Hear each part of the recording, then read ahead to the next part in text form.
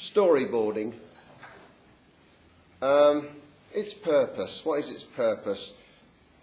The purpose of storyboarding, as far as I can see, is that it's a key guide for the director to identify the nature and sequence of each individual shot, so that he can instruct, and it is to instruct, the film crew, particularly the camera.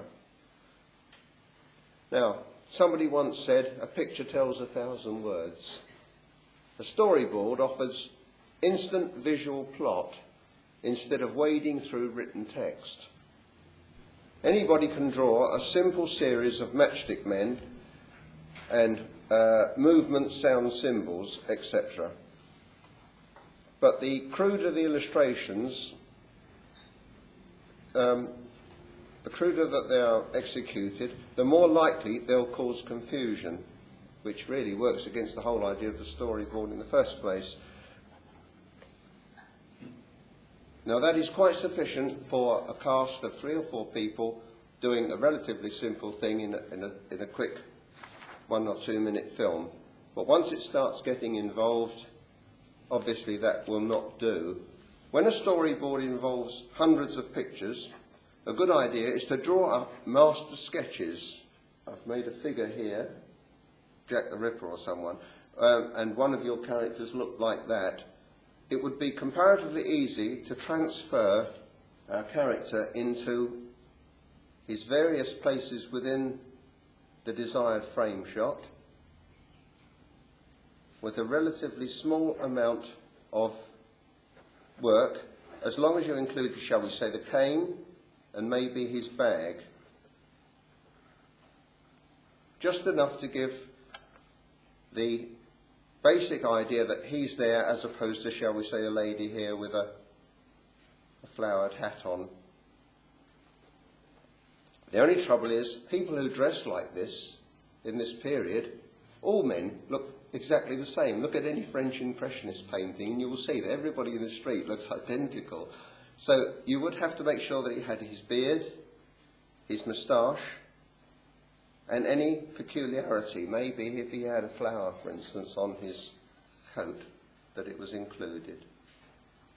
But having said that, you don't want to make the drawings too fussy, because if you've got hundreds of them to do, it gets a bit of a chore. Professional storyboard artists pick up on characteristics: large staring eyes, hairstyle, posture, etc.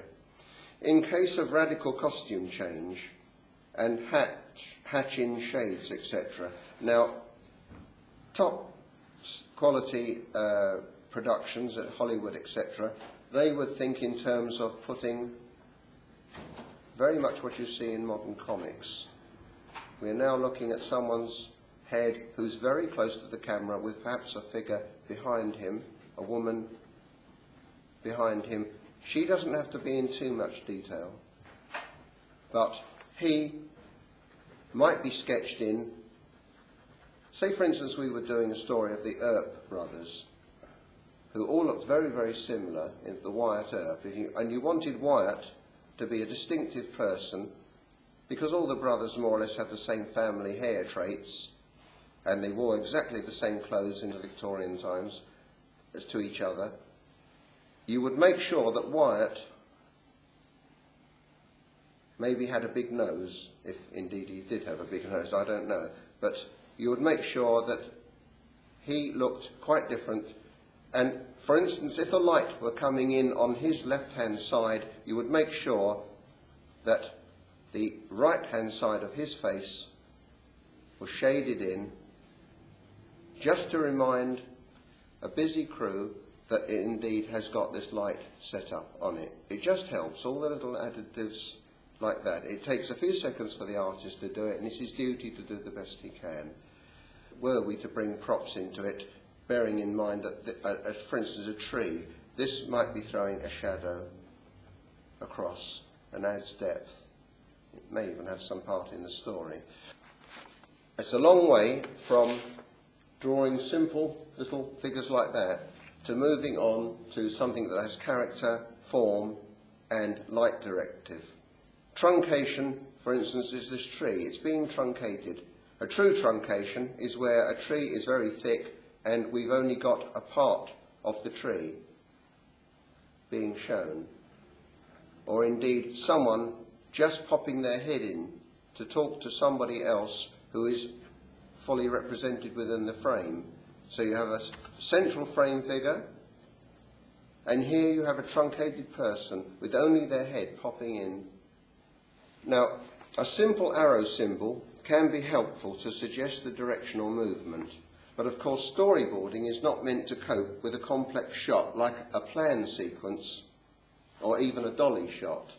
Now, in case you don't know what a plan sequence is, it's when you have, I'll draw it from the top view. We've got a table, a box, a door, two people talking, two more people over there. Now the camera may be required to come in, view these people, pan to the round table, track or crab over to take in the other two people, and then do a tracking motion back from this box, or maybe even a complete reverse and go back out the door again, without a cut. You get these kind of things in large crowd scenes and busy street scenes in period films where there is no cut or break in the whole of the footage of exposure. Now, a storyboard artist obviously can't handle a plan sequence like that, or even a simple dolly shot such as drawing back the camera towards the door from a given position here of this table. All he can do is to say, there's the round table, the way the camera sees it, there are the two people standing in the background, and he leaves it at that. The director has to know that he withdraws on his dolly. Rather than put symbols in, and it's amazing how people screw up symbols and misread them, it's quite amazing. So the best way is to actually write underneath a small note, such as here, crab, right, dolly, back. Now that tells the director, or reminds the director, who probably thought it up in the first place, that he's got to do it at that point. The storyboard artist obviously can't do that much, he can't do too much, but he can do his best to be pretty close.